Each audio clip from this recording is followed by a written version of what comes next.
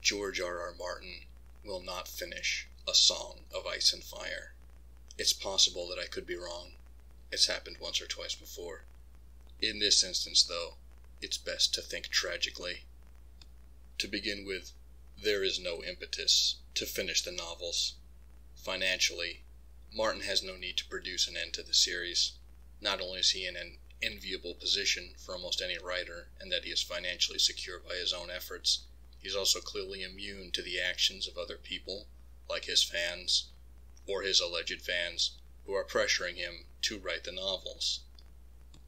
Shining him on in this way only makes him write on his blog, either assuring everyone that he's hard at work, or defending his writing process. Neither come across as well as he probably wants them to, and is only an additional distraction. In any case, no momentum is gained to Martin's writing. Secondly, there are unreasonable expectations about the end of the series. Because he's been lifted up to fantasy literature royalty with the popularity of his books and the HBO adaptation of A Song of Ice and Fire, there's a significant amount of pressure for him to at least stick the landing. This pressure is likely only increased because the ending of the show was considered unsatisfactory by so many. I will share an unpopular opinion and suggest Martin has probably had to revise whatever ending he's working on, if it even exists, because the show's ending was probably what he reckoned on in his earlier drafts. Seeing the blowback to it might have helped him inspire this current state of scrambling/paralysis. You don't have to like it, but the ending to the Game of Thrones show is the only ending you have right now. Given Martin's writing habits and emphasis, he doesn't think he's writing novels. He appears to be writing an almanac of a place that does not exist.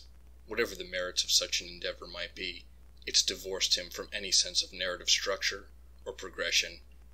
Anyone who's read A Feast for Crows and A Dance of Dragons has witnessed the absolute inertia of those books. The page counts and lists of characters get bigger and bigger, yet less and less seems to happen.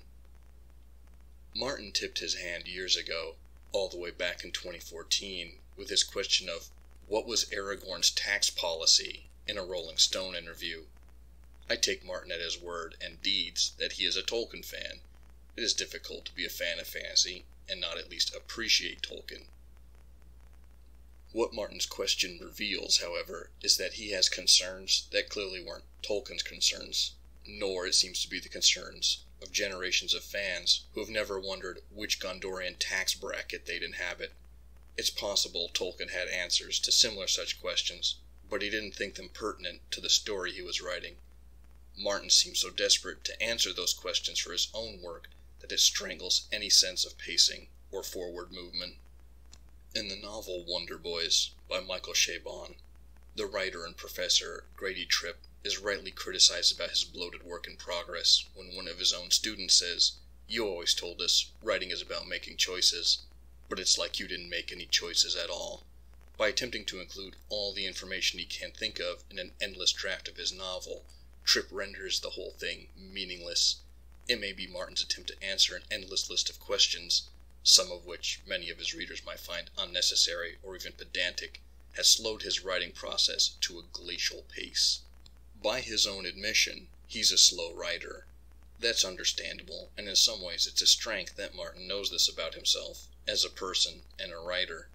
Knowing it, however, never lit a fire under his ass to lock himself in a hotel room with Hulk Hogan and crank out the rest of the series in a weekend, which allegedly is how we got the script to No Holds Barred.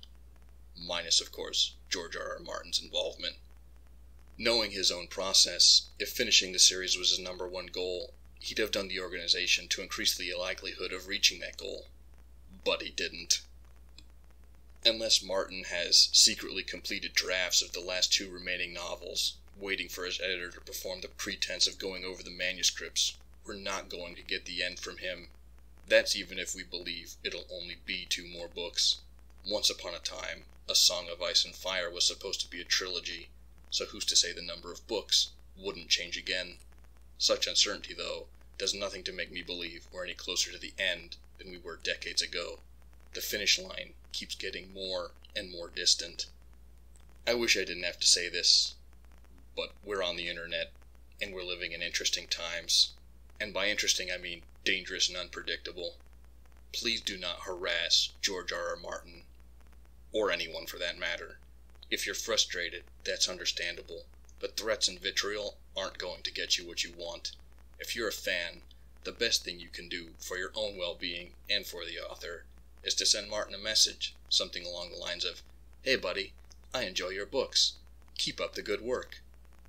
As stated earlier, negative feedback of any sort does not get anyone closer to a desirable end, and certainly not in this situation. Thank you for taking the time to listen to my peculiar notions.